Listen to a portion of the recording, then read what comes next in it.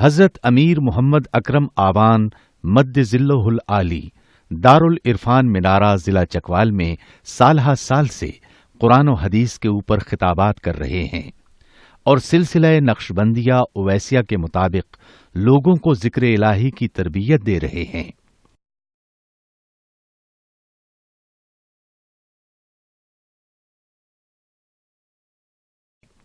وہ قرآن پاک کی تفسیر ترتیب وار بیان کر رہے ہیں۔ تفسیر قرآن کو وہ موجودہ ملکی اور بین الاقوامی حالات کے مطابق بیان کرتے ہیں۔ موٹر وے سے کلر کہار کے انٹرچینج سے نکلتے ہوئے کلر کہار کی جھیل سے ہوتے ہوئے میانی، بوچھال اور نورپور سے گزرتے ہوئے دارالعرفان منارہ پہنچ سکتے ہیں۔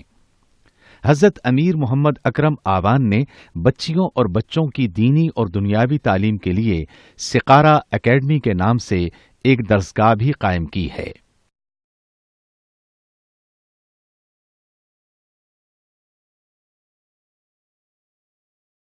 جس کا افتتاح ملک پاکستان کے صدر جنرل محمد ضیاء الحق نے اپنے دست مبارک سے کیا تھا۔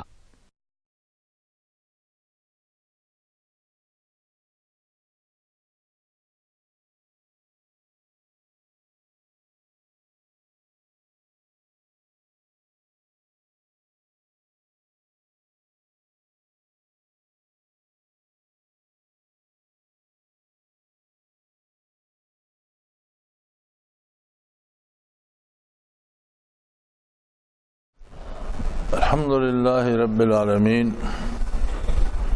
والصلاة والسلام علی حبیبہ محمد وآلہ وصحبہ اجمعین۔ اعوذ باللہ من الشیطان الرجیم، بسم اللہ الرحمن الرحیم۔ وَكَذَلِكَ جَعَلْنَاكُمْ أُمَّةً وَسَطًا لِتَكُونُوا شُهَدَاءَ عَلَى النَّاسِ وَيَكُونَ الرَّسُولُ عَلَيْكُمْ شَهِيدًا وما جعلنا القبلة التي كنت عليها إلا لنعلم من يتبع الرسول ممن ينقلب على عقبيه وإن كانت لكبيرة إلا على الذين هدى الله وما كان الله ليضيع إيمانكم إن الله بالناس لرؤوف رحيم۔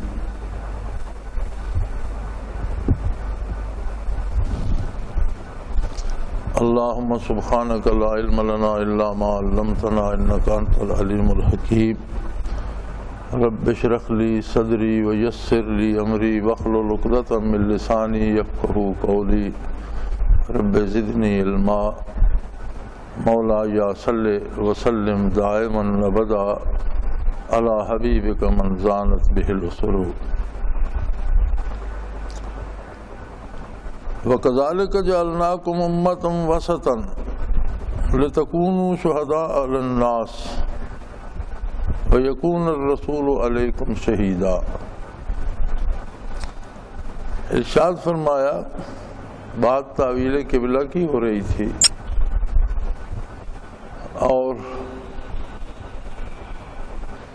یہود و نصارہ اور مشرکین اعتراض کر رہے تھے کہ آپ صلی اللہ علیہ وسلم کا اور مسلمانوں کا شروع میں تو قبلہ بیت المقدس ہی تھا جیسے آپ سے پہلی امتوں کا تھا، اور پھر آپ نے یکا یک بیت اللہ شریف کی طرف رخ انور کر لیا۔ تو اس پر وہ معترض تھے جیسا پہلے گزر چکا۔ تو ارشاد باری ہوتا ہے، پہلا جواب تھا حاکمانہ جس میں یہ بتایا گیا کہ مشرق و مغرب سب اللہ کے ہیں اور جہاں وہ چاہے مقرر فرما دے۔ یہاں فرمایا کہ اس طرح ہم نے تم کو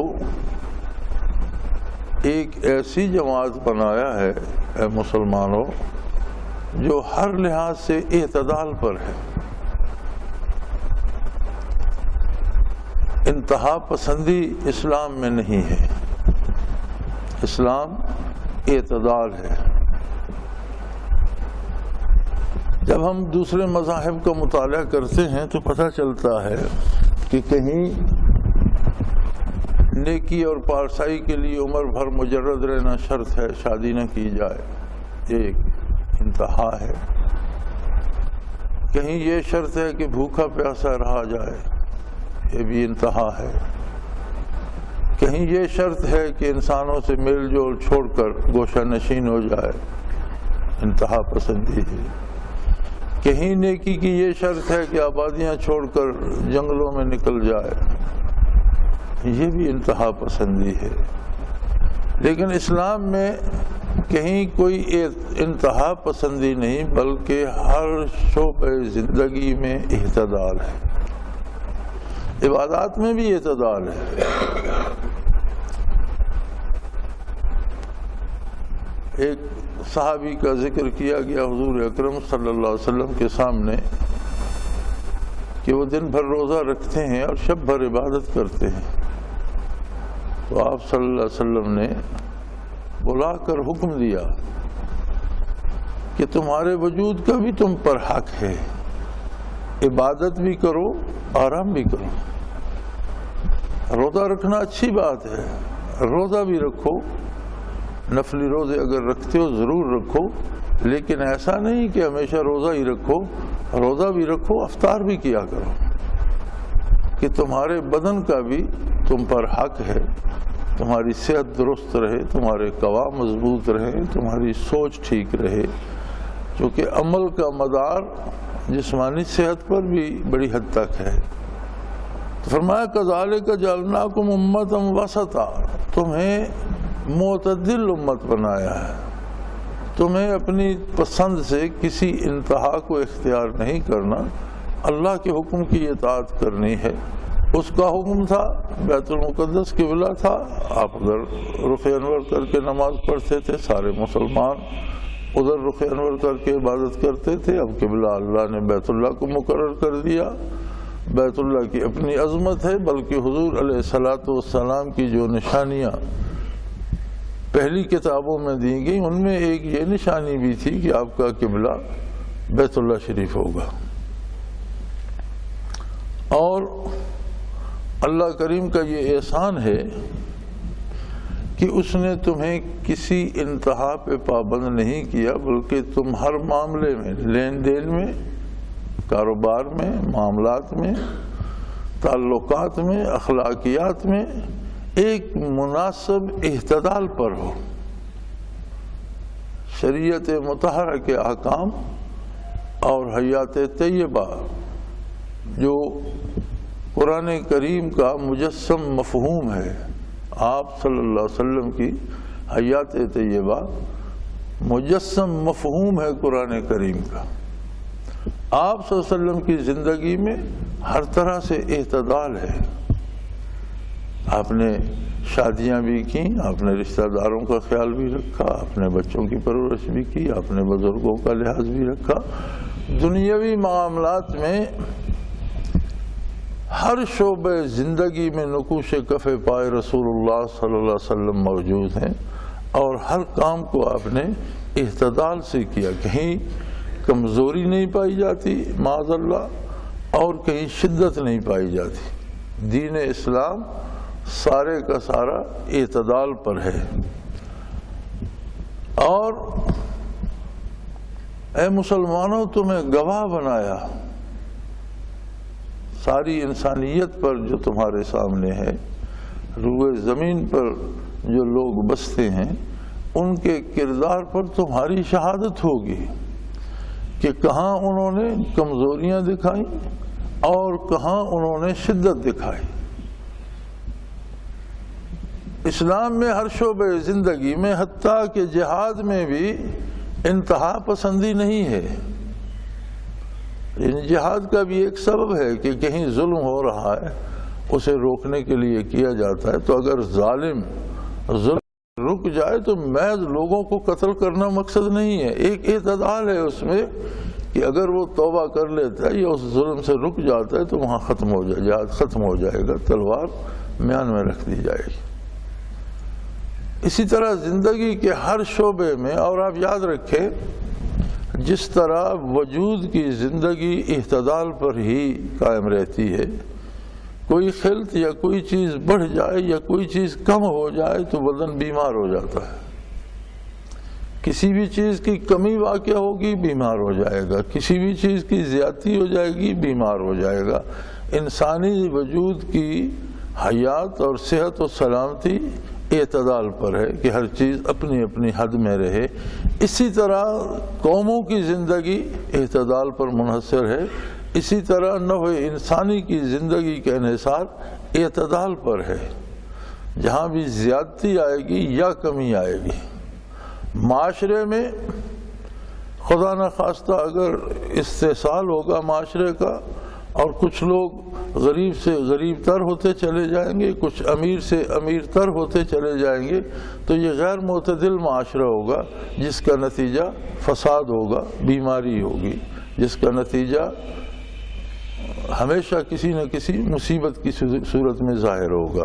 اور اگر اعتدال ہوگا معاشرے میں، ہر ایک کو مساوی حقوق حاصل ہوں گے، جتنی کوئی محنت کرتا ہے اتنی اجرت پا لے گا اور انصاف سے پا لے گا، دوسرے کا حق نہیں مارا جائے گا، تو بے شک ایک زیادہ محنت کر کے زیادہ کما لے، دوسرا تھوڑا کام کرتا ہے تھوڑا کماتا ہے لیکن اس میں فساد نہیں ہوگا۔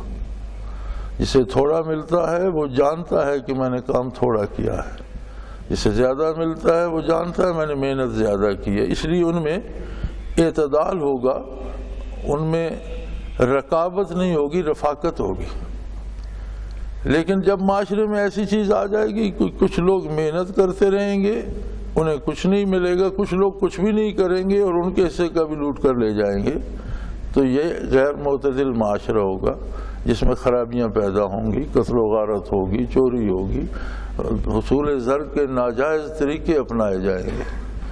اسی طرح اقوام عالم میں بھی دنیا کی آبادی اور دنیا کی صحت کا راز، انسانی برادری کی صحت مندی کا راز اعتدال میں ہے۔ کوئی بھی قوم اگر اپنی حد سے تجاوز کرے گی تو دنیا میں فساد پھیل جائے گا، کوئی بھی اپنے آپ کو دوسروں پہ مسلط کرنا چاہے گا تو کوئی ہولناک تباہی لائے گا، کسی کو اتنا دبا دیا جائے گا کہ اسے حد سے گرا دیا جائے تو نتیجہ ہمیشہ الٹ نکلے گا، اور کبھی طاقت اور زور سے انصاف قائم نہیں ہوتا، انصاف ہمیشہ عدل سے قائم ہوتا ہے، چونکہ ظلم کی ضد عدل ہے، ظلم کی ضد طاقت نہیں ہے کہ ایک شخص ظلم کر رہا ہے اسے کوئی طاقتور چاہیے، اسے عدل اس کا مقابلہ، جس طرح اندھیرے کی ضد روشنی ہے، اندھیرا روشنی لانے سے جائے گا۔ آپ اس پہ توپے داغتے رہیں یا اس پہ لڑائی کرتے رہیں تو اس سے اندھیرے کی صحت پر کوئی فرق نہیں پڑے گا، ہاں روشنی ہوگی تو ظلمت چلی جائے گی۔ اسی طرح عدل ہوگا ظلم رخصت ہو جائے گا معاشرے سے۔ اعتدال یہ ہے کہ ہر شخص کو اس کی ضرورت کی چیز، اس کی حیثیت، اس کی ضرورت اور اس کی محنت کے مطابق مل جائے۔ تو فرمایا تم امت اوسط ہو، معتدل امت، وہ قوم جس کا ہر کام اعتدال پر ہے، کہیں کمزوری بھی نہیں ہے، کہیں شدت بھی نہیں ہے، زیادتی بھی نہیں ہے۔ اگر کوئی کمزوری دکھاتا ہے تو وہ بھی شریعت کے خلاف کر رہا ہے، اور اگر کوئی شدت دکھاتا ہے تو وہ بھی شریعت سے کی حدود سے نکل رہا ہے۔ اعتدال شریعت اسلامی ہے۔ اور پھر تمہیں تو ایک گواہ کی حیثیت سے بھی اللہ کے روبرو کھڑے ہو کر شہادت دینی ہے کہ تیری دنیا میں فساد برپا کرنے والے کون لوگ تھے، کون ایسے لوگ تھے جن کی کمزوریاں خرابی لائیں، یا کون ایسے لوگ تھے جن کی شدت پسندی خرابی لانے کا سبب بنے۔ لِتَكُونُوا شُهَدَاءَ عَلَى النَّاسِ، الناس سے اولاد آدم مراد ہے کہ ساری آدمیت روئے زمین کی اقوام عالم پر تم لوگ گواہ ہوگے۔ اب جس زمانے میں یہ بات ارشاد فرمائی جا رہی ہے اس وقت روئے زمین پر انسانیت کی اجتماعیت کا تصور موجود نہیں تھا۔ حکومتیں تھیں، الگ الگ ممالک تھے، الگ الگ عوام تھے، الگ الگ، ہر ایک کی اپنی دنیا تھی۔ سب سے پہلے اسلام نے پوری انسانیت کی ایک جان ہونے کی بات ارشاد فرمائی، اور سب سے پہلے آقا نامدار صلی اللہ علیہ وسلم نے ساری انسانیت کو مخاطب فرمایا، ایھا الناس، اے اولاد آدم، تم جہاں بھی ہو، تم جیسے بھی ہو، انی رسول اللہ علیکم، میں اللہ کی طرف سے تم سب کے لیے اللہ کا رسول ہوں۔ تو یہ اجتماعی تصور آقا نامدار حضرت محمد الرسول اللہ صلی اللہ علیہ وآلہ وسلم نے دیا۔ اس میں اللہ کریم فرماتے ہیں کہ جو بھی حضور پر ایمان لاتے ہیں اور جو بھی اسوہ حسنہ کو قبول کرتے ہیں، اب جو ایمان لاتا ہے رسالت پر تو یقینی بات ہے کہ اسے آپ صلی اللہ علیہ وسلم کے اسوہ حسنہ کو قبول کرنا پڑے گا، اور اسوہ حسنہ میں سراسر اعتدال ہے، نہ کمزوری ہے نہ شدت ہے۔ تو تم ایک ایسی قوم ہو جنہیں اللہ نے معتدل بنایا ہے، اور تم وہ لوگ ہو جو میدان حشر میں گواہی دو گے کہ یا اللہ تیری مخلوق کو تباہ کرنے کے ذمہ دار کون لوگ تھے، تیرے بندوں کو مصائب میں مبتلا کرنے کے کون لوگ تھے، کون لوگ تھے جن کے اعمال میں کی کمزوری یا شدت کی وجہ سے لوگ تکلیف میں مبتلا ہوتے تھے۔ اور جب یہ ارشاد فرمایا جا رہا تھا تب روح زمین پر ساری انسانیت کے ساتھ رابطے کا کوئی تصور موجود نہیں تھا، لیکن دیکھیں آج روح زمین کو ایک گاؤں میں بدل دیا اللہ نے، اور ہر قوم دوسری قوم کے کردار سے آگاہ ہے، بلکہ ہر فرد دوسرے افراد کے کردار سے آگاہ ہے۔ دنیا میں کون کیا کر رہا ہے کم و بیش ہر فرد کی نظر میں ہے، اور روزانہ ساری بات سامنے آتی ہے۔ تو فرمایا تمہیں اس پر گواہی دینی ہوگی، اور وَيَكُونَ الرَّسُولُ عَلَيْكُمْ شَهِيدًا، اور تم پر گواہ ہوں گے محمد الرسول اللہ صلی اللہ علیہ وآلہ وسلم۔ آپ صلی اللہ علیہ وسلم کی گواہی کیا ہوگی؟ مسلمان تو مشاہدہ کر رہے ہیں لوگوں کا، اور ان کی گواہی دیں گے کہ اس کا کردار یہ تھا، اس کا کردار۔ تو حضور اکرم صلی اللہ علیہ وسلم کیا گواہی دیں گے؟ آپ یہ گواہی دیں گے کہ یا اللہ مومنین کا، مسلمانوں کا، میری امت کا کردار وہ ہے جو میں نے انہیں تعلیم فرمایا۔ یا اللہ یہ کسی قوم پر جھوٹ نہیں بولتے، یہ سچے اور کھرے لوگ ہیں۔ یا اللہ یہ کسی قوم سے ذاتی عداوت یا حسد یا بخل نہیں رکھتے، اس لیے کہ یہ میری سنت پر عمل پیرا ہے۔ یا اللہ ان کی سوچیں کسی کے حق میں خراب نہیں ہیں، اس لیے کہ ان کی سوچیں میں نے دی ہیں۔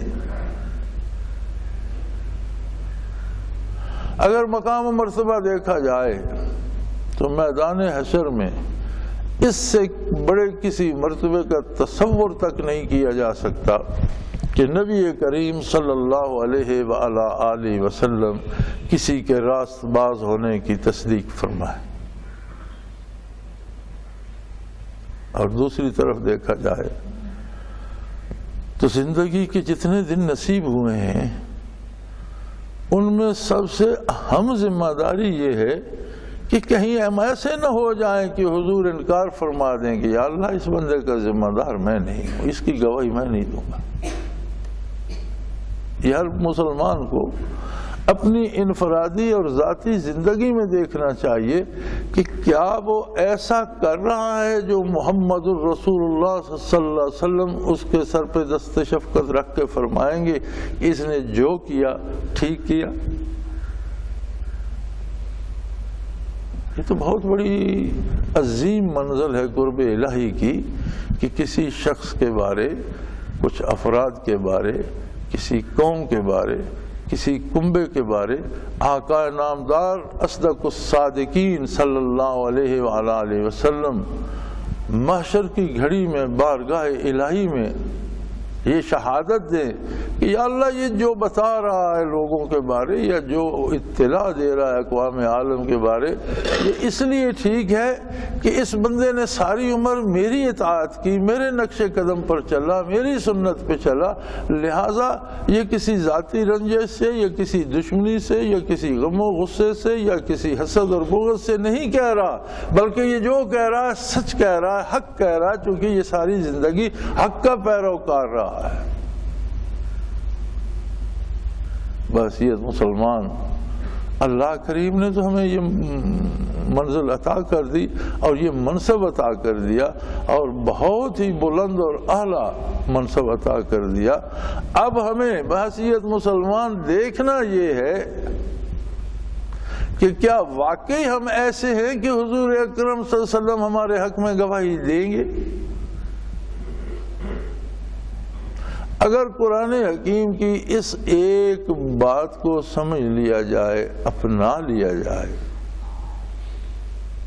تو کوئی مصیبت نہیں رہتی، کوئی دکھ نہیں رہتا، کوئی تکلیف نہیں رہتی اور کوئی پریشانی نہیں رہتی۔ اس لیے اسی کو صوفیاء فنا فی الرسول کہتے ہیں۔ فنا فی الرسول اہل اللہ میں ایک مقام و مرتبہ ہے،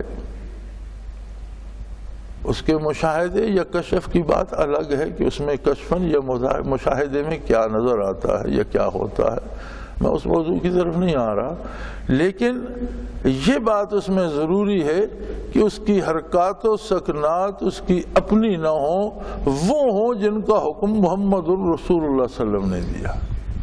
آپ صلی اللہ علیہ وسلم کی ذات کے سامنے، آپ کے ارشادات کے سامنے اس شخص کی اپنی رائے فنا ہو جائے، اسے فنا فی الرسول کہتے ہیں۔ اور کسی کو فنا فی الرسول نصیب ہو جائے، اب اس سے بڑی کیا بات ہو سکتی؟ تو فرمایا کذالک جعلناکم امۃ وسطا لتکونوا شہداء علی الناس، ہم نے تمہیں امت اوسط بنایا ہے، تمہارا سارا کردار اوسط ہے، معتدل ہے، اس میں نہ کمی ہے نہ بیشی ہے، اور اس لیے بنایا ہے کہ اقوام عالم پر روز محشر تم گواہی دو کہ یا اللہ انہوں نے یہاں زیادتیاں کی۔ وَيَكُونَ الرَّسُولُ علیکم شہیدا، اور تم پر گواہی دیں آقا نامدار صلی اللہ علیہ وسلم۔ یہ نہ ہو کفار تو کہہ دیں گے کہ یا اللہ یہ تو دنیا میں بھی ہمارے ساتھ دشمنی کرتا تھا، اب بھی ہماری دشمنی میں گواہی دے رہا ہے، یہ دنیا میں بھی ہمیں اچھا نہیں سمجھتا تھا، اب میدان حشر میں بھی ہمارے خلاف بنا ہوا ہے، تو پھر تمہارا ثبوت کیا ہوگا کہ تم سچ کہہ رہے ہو؟ تمہارا ثبوت یہ ہوگا کہ تمہارے پیغمبر، تمہارے نبی، تمہارے رسول آقا نامدار صلی اللہ علیہ وسلم فرمائیں گے نہیں اے اللہ ایسا نہیں ہے، یہ میرا متبع ہے، میرا غلام ہے، اور میرے فرمائے ہوئے احکام پر عمل کر کے اس نے زندگی بسر کی ہے، اس کے دل میں میری محبت کے دریا موج زن ہیں، اس کے اعضاء و جوارے میری سنت پر عمل پیرا رہے، اس کی پیشانی تیرے سجدوں سے منور رہی، اس کا دل تیری یادوں سے آباد رہا، اس نے زندگی کسی انتہا پسندی میں نہیں گزاری بلکہ اس نے زندگی اتباع سنت میں اور تیری اطاعت میں گزاری۔ جہاں تو نے تلوار اٹھانے کا حکم دیا اس نے تلوار اٹھائی، جہاں تو نے سر جھکانے کا حکم دیا وہاں اس نے سر جھکا دیا، جہاں تو نے صدقہ کرنے کا حکم دیا وہاں اس نے صدقہ رکھا، تو نے کھانے کی اجازت دی اس نے کھانا کھایا، تو نے روزے کا حکم دے دیا یہ روزہ دار بن گیا۔ یہ تو تیرا بندہ ہے اور میرا متبع ہے، یہ کیوں جھوٹ بولے گا؟ ہمیں اپنے کردار میں یہ تلاش کرنا پڑے گا، اللہ ہمیں اس کی توفیق دے، اور جہاں جہاں کمی ہے اس کی اصلاح کی توفیق بھی عطا فرمائے کہ ابھی وقت ہے، جب تک سانس باقی ہے تب تک آس ہے کہ مثبت تبدیلی اختیار کی جائے۔ پھر فرمایا جہاں تک تحویل قبلہ کا تعلق ہے تو اس میں بہت سی حکمتیں تھی، ایک حکمت یہ بھی تھی وما جعلنا القبلۃ التی کنت علیہا الا لنعلم من یتبع الرسول ممن ینقلب علی عقبیہ. لوگ عادی تھے مدتوں سے بیت المقدس کو قبلہ مانے ہوئے تھے. اب اسی عادت گزشتہ کے مطابق جب نبی کریم صلی اللہ علیہ وسلم نے بھی ادھر رخ انور کر کے نمازیں ادا کی تو لوگ ساتھ شامل ہو گئے. لیکن دیکھنا یہ نہیں ہے کہ لوگ اپنی عادت پہ اصرار کرتے ہیں، دیکھنا یہ ہے کہ محمد الرسول اللہ کی غلامی میں کیسے ہیں. اب یہ بیت المقدس کا قبلہ ہونا تو ایک مدتوں سے چلا آ رہا تھا اور لوگ عادی تھے، اور وہی قبلہ یہودیوں کا بھی تھا، وہی عیسائیوں کا بھی تھا، اول مسلمانوں کا بھی وہی تھا. لیکن جب تحویل قبلہ کا حکم آیا اور حکم آیا کہ بیت اللہ کو حرم کو اپنا قبلہ مقرر کیجئے، تو حضور اکرم صلی اللہ علیہ وسلم نے جب ادھر رخ انور پھیرا تو وہ لوگ جو محض اپنی عادت سے اسے سمجھے ہوئے تھے کہ ہمارے مزاج کے مطابق ہے، جب حضور نے رخ انور ادھر پھیرا تو جنہیں اتباع رسالت جن میں رس بس چکا تھا انہوں نے تو بغیر پوچھے رخ ادھر پھیر دیا، اور جن میں ابھی اپنی عادت پکی تھی کہ پہلے بھی تھا اب بھی ہے ٹھیک ہے، وہ مذبذب ہو گئے. تو فرمایا تحویل قبلہ میں ایک حکمت یہ بھی تھی کہ دیکھا جائے، یہ بات سامنے آ جائے، یہ بات ظاہر ہو جائے، من یتبع الرسول، کون محمد الرسول اللہ کا اتباع کرتا ہے، ممن ینقلب علی عقبیہ، اور کون الٹے پاؤں واپس ہو جاتا. زندگی کیا ہے؟ یہی ایک امتحان ہے. ساری زندگی اسی بات کی پرکھ ہوتی ہے کہ ہم کتنا محمد الرسول اللہ صلی اللہ علیہ وسلم کا اتباع کرتے ہیں، اور کہاں سے ہم اتباع رسالت چھوڑ کر ہوائے نفس کے پیچھے چلے جاتے ہیں، اپنے غم و غصے کے پیچھے چلے جاتے ہیں، اپنے ذاتی افکار کے پیچھے چلے جاتے ہیں، اپنی رسومات کے پیچھے چلے جاتے ہیں، اپنے رواجات کے پیچھے چلے جاتے ہیں. یاد رکھیں ہمارے روایات میں اور ہماری رسومات میں بے شمار ایسی چیزیں ہیں جو شرعاً ممنوع نہیں ہیں، لیکن انہیں مباح سمجھنا ایک اور بات ہے.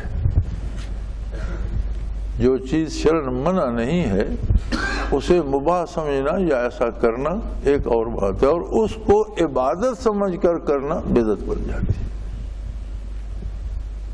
کیونکہ عبادت وہی کام ہے جو حضور اکرم صلی اللہ علیہ وسلم نے جسے عبادت قرار دیا ہے، اور اگر وہ حضور اکرم سے، خلفائے راشدین سے، متقدمین سے، صحابہ کرام سے ثابت نہیں ہے اور اسے ہم ثواب سمجھ کر کرتے ہیں تو بدعت بن جائے. اور یاد رکھیں ہر بدعت ایک سنت کو گرا کر اپنی جگہ بناتی، سنت وہاں سے اٹھ جاتی ہے جہاں بدعت رکھی جاتی، اور ہر بدعت حضور نے فرمایا جہنم میں ہوگی. ہر بدعت گمراہی ہے. کل بدعۃ ضلالہ وکل ضلالۃ فی النار، او کما قال رسول اللہ صلی اللہ علیہ وسلم. ہر بدعت ایک گمراہی ہے اور ہر گمراہی جہنم میں جائے گی.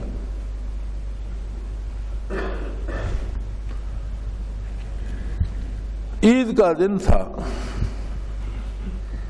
ایک شخص عید کے لیے نکلا. عید کی نماز ہونے میں کچھ وقفہ تھا، اس نے وہاں اشراق پڑھنے شروع کر دیے، نوافل ادا کرنے. حضرت علی کرم اللہ وجہ الکریم تشریف لائے اور دیکھا کہ وہ نوافل پڑھ رہا ہے. تو جب وہ فارغ ہوا تو آپ نے پوچھا بھی یہ آپ نے کون سی نماز شروع کر رکھی تھی؟ حضرت ابھی عید کی نماز میں تو کچھ وقت باقی تھا اور اشراق کا وقت تھا، تو میں نے کہا چلو میں اشراق پڑھ لوں. آپ نے فرمایا تمہارے جہنم جانے کے لیے یہی کافی. تو حیران ہو گیا، اس نے کہا ایسا آپ کیوں فرما رہے ہیں؟ میں تو نوافل ادا کروں۔ فرمایا عید کے روز نبی کریم صلی اللہ علیہ وسلم نے عید کی نماز سے پہلے کوئی نوافل نہیں پڑھے۔ حضور سے ثابت نہیں ہے کہ نماز عید سے پہلے اشراق پڑھے جائیں، اور تم پڑھ رہے ہو، گویا خلاف سنت کر رہے ہو، اور خلاف سنت کوئی بھی عمل جہنم لے جانے کے لیے کافی ہے۔ اب آپ اندازہ کیجئے کہ جو اضافے اور جو رواج ہم بناتے ہیں، یہ اس دور کی بات ہے جو صحابہ کرام کا دور تھا،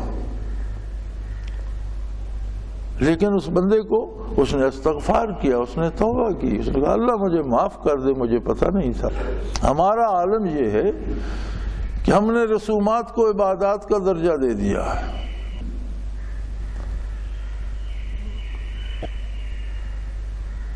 تو فرمایا مقصد یہ ہے، دیکھنا یہ ہے، آزمائش یہ ہے، امتحان یہ ہے، لنعلم من یتبع الرسول وممن ینقلب علی عقبیہ، دیکھنا یہ ہے کہ کون اتباع رسول کرتا ہے۔ بات ختم ہو گئی، کوئی اعتراض، کوئی سوال باقی نہیں۔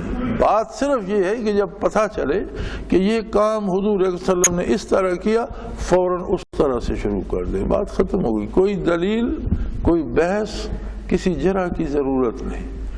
اور جو حضور کے خلاف کسی رواج کو، کسی رسم کو ثابت کرے اور اس پر ڈٹ جائے، تو آپ قرآن حکیم میں دیکھیں، کم و بیش جتنے انبیاء کا ذکر ملتا ہے، ان سے نہ ماننے والوں نے اور کفار نے یہی کہا تھا کہ ہمارے باپ دادا تو ایسے کرتے تھے، اور آپ چاہتے ہو کہ ہم باپ دادا کی رسومات کو، پیروی کو چھوڑ دیں جو صدیوں سے چلی آ رہی ہے، اور ہمارے باپ دادا ایسا کرتے تھے، ہم اسے چھوڑ دیں۔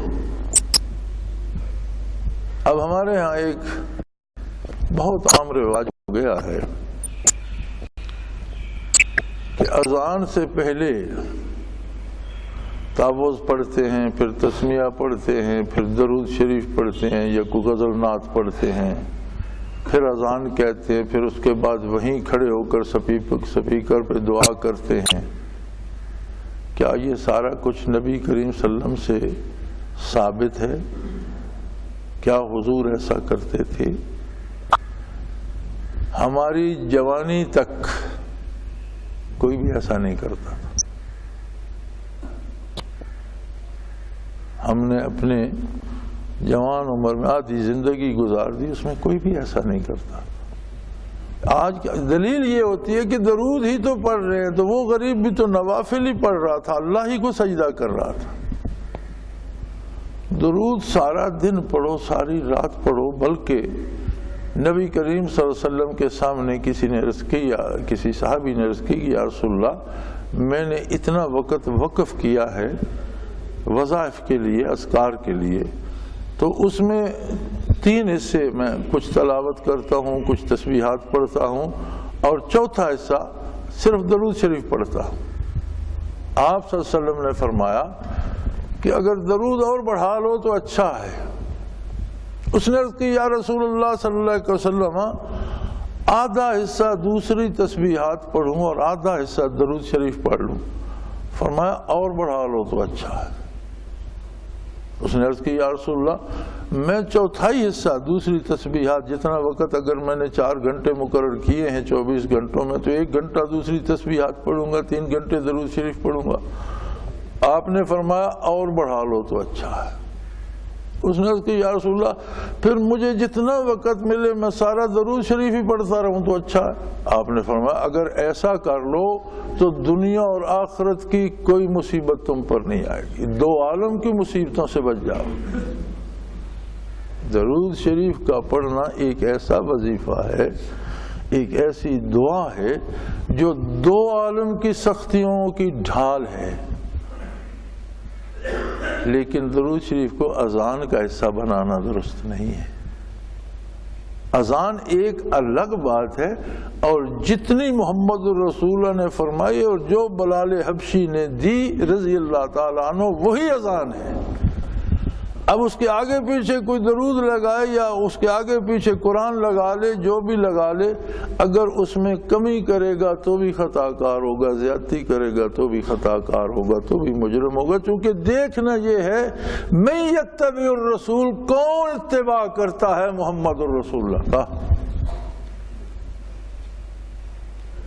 ہمارے لوگوں کے پاس دلیل یہ ہوتی ہے کہ ایک شخص نے مجھ سے کہا ڈلوال میں کہ میں 2 کپ چائے پیتا ہوں، اگر 3 پی لوں تو کیا حرج ہے، چائے پی رہا ہوں. تو میں اتنی اذان کہتا ہوں کہ اس کا 2 دفعہ درود شریف پڑھ لوں تو درود شریف ہی ہے نا، کیا حرج ہے. میں نے کہا بزرگو، برا سا آدمی تھا، آپ قرآن پڑھتے ہیں، سورۃ فاتحہ پڑھتے ہیں اور اس کے بعد قرآن پڑھتے ہیں، رکوع سجود کرتے ہیں، تو فجر کی 2 ہی رکعتیں کیوں پڑھتے ہیں؟ کبھی 3، کبھی 4، کبھی 5 پڑھ لیا کریں. آپ بزرگ آدمی ہیں، کام کاج ہوتے نہیں، فارغ ہیں، تو آپ 2 پہ کیوں کھڑے ہو جاتے؟ نہیں وہ تو ہیں ہی 2. میں نے کہا اذان بھی ہے ہی اسی طرح اتنی، یہ چائے کا پیالہ نہیں ہے. یہ اللہ کی عبادت ہے اور اس کی حدود و قیود ہیں، اور جو حضور علیہ الصلوۃ والسلام نے تعلیم فرمائی وہی حق ہے. اب اگر آپ اس میں کمی کریں گے یا اضافہ کریں گے تو آپ امت اوسط نہیں رہیں گے، آپ اعتدال پر نہیں رہیں گے. یہ تو ایک بات میں نے کہہ دی جو بہت عام ہو گئی ہے اور جس پر کہنے سے سب ڈرتے ہیں، اس لیے میں کہہ رہا ہوں کہ بات بتانی چاہیے. مجھے ایسا کرنے والوں سے امید نہیں ہے کہ وہ سنبھلیں گے. دعا ضرور کرتا ہوں کہ اللہ کرے سنبھل جائیں، اللہ سب مسلمانوں کو ہدایت پہ رکھے، اللہ سب مسلمانوں کو حضور کا اتباع نصیب فرمائے. لیکن بدعت کی ایک مصیبت یہ ہوتی ہے، علماء حق فرماتے ہیں کہ بدعت سے توبہ بہت مشکل ہوتی ہے، اس لیے کہ بدعتی بدعت کو ثواب سمجھتا ہے. جب وہ سمجھتے ہی ثواب ہے تو توبہ کیوں کرے گا؟ گناہ سے توبہ آسان ہوتی ہے کہ گناہ کرنے والا بھی اپنے دل میں اسے جرم سمجھتا ہے اور کسی وقت اسے جرم سمجھ کر چھوڑ بھی سکتا ہے، توبہ کر سکتا ہے. لیکن جس بات کو وہ عبادت یا ثواب سمجھتا ہے وہ بدعت ہے، جرم وہ سمجھتا ہے ثواب ہے، ثواب سے توبہ بھی کامی نصیب ہوتی ہے. بدعت سے توبہ اللہ ہی کسی کو توفیق دے. اس لیے مجھے امید نہیں کہ جو اس مصیبت میں گرفتار ہیں وہ میرے کہنے سے باز آ جائیں گے. ایک دن مجھ سے ایک ساتھی نے پوچھا، کسی نے، عام آدمی تھا، کوئی اپنا ساتھی نہیں تھا، کہ جی ہم سلام ہی پڑھتے ہیں سپیکر پر تو اذان سے پہلے، تو اس پہ کیا اعتراض ہے؟ میں نے کہا بھئی آپ ایسا کریں، آپ کا گھر کہیں مسجد کے قریب ہے، آواز سپیکر کی پہنچتی ہے؟ جی پہنچتی ہے. میں نے کہا آپ کے ابا جی زندہ ہیں؟ زندہ ہیں. میں نے کہا کسی دن سپیکر آن کر کے مسجد کا 4-5 بار ابا جی کو سلام کہنا، ابا جی السلام علیکم، ابا جی السلام علیکم. میں نے کہا بلند آواز سے سر لگا کے کہنا، ابا جی امید ہے انشاءاللہ مسجد میں آ کر تمہیں مسئلہ سمجھا دیں گے، میں دیکھوں گا تم پر کتنے راضی ہوتے. اگر تم بھائی کو، والد کو وہاں سے سلام کہنا مناسب نہیں سمجھتے تو تمہیں عظمت رسالت کا کوئی احساس نہیں ہے کہ حضور اندر تشریف فرما تھے حجرہ مبارکہ کے، اور ایک صحابی کو دینی مسئلہ پوچھنا تھا اور صحرائی تھا، اپنا ریوڑ اور اپنے جانور چھوڑ کر اسے جلدی تھی، تو اس نے حجرہ مبارک کے باہر سے آواز دی، یا رسول اللہ میری گزارش سنیے، باہر تشریف لائیے. تو اللہ نے اس پہ کرم فرمایا، چونکہ مخلص تھا، اسے اسلام سے تو نہیں نکالا، لیکن کہا اولئک هم ان الذین ینادونک من وراء الحجرات اولئک هم الجاہلون، کہ دیوار کے باہر سے جو آپ کو پکار رہے ہیں ایسے لوگ بہت جاہل ہیں، بے وقوف ہیں. اس پہ بھی تنبیہ ہوئی کہ دیوار کے اندر حضور جلوہ، آپ نے باہر سے آواز کیوں دی؟ انتظار کرتے جب حضور اپنی مرضی سے باہر تشریف لاتے اور آپ سے پوچھتے، آپ کی طرف متوجہ ہوتے. اگر باہر تشریف لاتے اور کسی دوسری طرف متوجہ ہوتے تو بھی تمہاری جرأت ہی نہیں ہونی چاہیے تھی کہ آواز لگاتے کہ آپ میری بات سنیے. ہاں جب تمہاری طرف متوجہ ہوتے تو پھر اپنی گزارش پیش کرتے. یہ تقاضا ادب ہے. در اقدس سے باہر کھڑا ہو کر آواز لگانے والا تو جاہل ہے، یہاں سے سپیکر پر سلام کہنے والا کیا ہوگا؟ مجھے کسی سے نہ کوئی رنجش ہے نہ دشمنی، میں ان مسلمانوں میں سے ہوں جو محمد رسول اللہ صلی اللہ علیہ وسلم کا اتباع کرتے ہیں، لیکن حق ہے، اور یہ چھوٹی چھوٹی باتیں ہمیں حق سے ہٹا دیتی ہیں۔ اگر کوئی عبادت میں، اگر کوئی اذان کہنے میں، اگر کوئی مساجد میں بھی اعتدال سے ہٹ گیا تو عام زندگی میں وہ معتدل مسلمان کہاں ثابت ہوگا؟ تو امتحان یہ ہے کہ من یتبع الرسول ممن ینقلب علی عقبیہ، کون اتباع رسالت کرتا ہے بلا عذر، اور کس کے دل میں اعتراض پیدا ہوتا ہے اور وہ اس سے محروم ہو جاتا ہے۔ وَإِن كَانَتْ لَكَبِيرَةً إِلَّا عَلَى الَّذِينَ هَدَى اللَّهُ، اور یہ بہت مشکل کام ہے، بے چوں و چرا، بغیر سوچے سمجھے، بغیر اس بات کی وجہ جانے اتباع کرنا اور غلامی کرنا بہت مشکل ہے۔ ہاں، ان کے لیے مشکل نہیں ہے جنہیں اللہ نے ہدایت دے دی اور جن کا یقین ہے محمد رسول اللہ کی رسالت پر، جنہیں ایمان نصیب ہے حضور کی رسالت پر، ان کے لیے کوئی مشکل نہیں، جو حضور کریں گے وہ کریں گے، انہیں کوئی مشکل نہیں۔ اور جنہیں یقین حاصل نہیں ہے وہ اپنے اعتراضات، اپنی سوچیں، اپنے مشورے، اپنی رائے کے پیچھے بھاگنا شروع کر دیں گے۔ وَمَا كَانَ اللَّهُ لِيُضِيعَ إِيمَانَكُمْ إِنَّ اللَّهَ بِالنَّاسِ لَرَءُوفٌ رَحِيمٌ، یاد رکھو اللہ تمہارے ایمان کو ضائع نہیں کرتا۔ اکثر علماء کرام فرماتے ہیں یہاں ایمان سے مراد اعمال اور کردار ہے۔ ایمان تو ایک دعویٰ ہے اور ہر دعویٰ ثبوت چاہتا ہے، ہر دعوے کے گواہ ہوتے ہیں۔ ایمان دعویٰ ہے اور اس کا گواہ ہے ہمارا کردار، ہمارے اعمال۔ جب بندہ یہ کہتا ہے میں مسلمان ہوں تو اس کی سب سے بڑی دلیل یہ ہے کہ اب وہ اتباع کرے محمد الرسول اللہ کا، اور اگر اس کی گواہی جھوٹی ہے، وہ اتباع حضور صلی اللہ علیہ وسلم کا نہیں کرتا، کام اپنی مرضی سے کرتا ہے، غلط کام کرتا ہے، کہتا ہے میں مسلمان ہوں، تو اس دعوے کا کوئی اعتبار نہیں ہے۔ اس لیے یہاں فرمایا مَا كَانَ اللَّهُ لِيُضِيعَ إِيمَانَكُمْ، اللہ کو یہ سزاوار نہیں ہے کہ تم اتباع کرو محمد الرسول اللہ صلی اللہ علیہ وسلم کا اور وہ اسے ضائع کر دے، اس لیے کہ یقیناً اللہ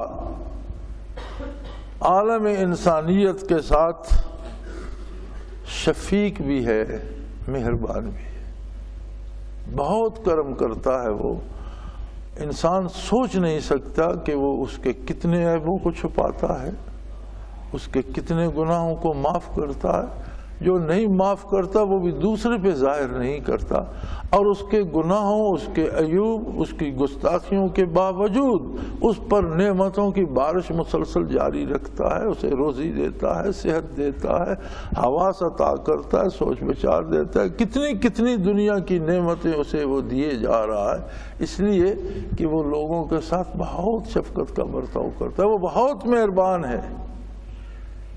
لیکن یاد رکھو اس کی مہربانیوں کو رد کرنا سب سے بڑی گستاخی ہے، اور اللہ کی مہربانی اور اللہ کی رحمت کو رد کرنے والا کون ہے؟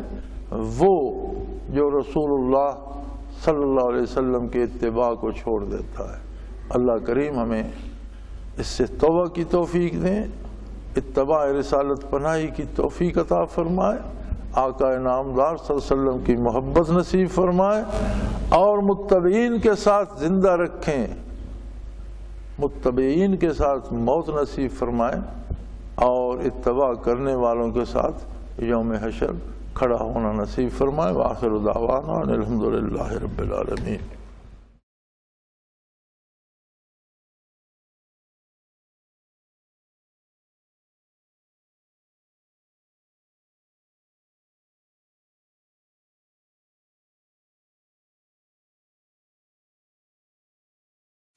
وہ تمام احباب جو اسلام کی طلب رکھتے ہیں ان سے گزارش ہے کہ دارالعرفان منارہ ضلع چکوال میں امیر محمد اکرم آوان صاحب کے خطابات سے مستفید ہوں۔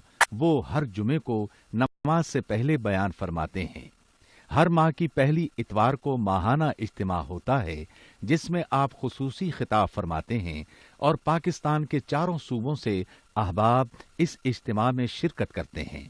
اس کے علاوہ یہاں سال میں 2 مرکزی اجتماعات بھی ہوتے ہیں، ایک رمضان المبارک میں اعتکاف کا اجتماع اور دوسرا جولائی اور اگست میں 40 دن کا اجتماع ہوتا ہے جس میں روحانی تربیت کی جاتی ہے۔ اپنا خون سیماب دے کر اتنا ہم کر جائیں گے، نام آقا کا چمن میں پھر رقم کر جائیں گے۔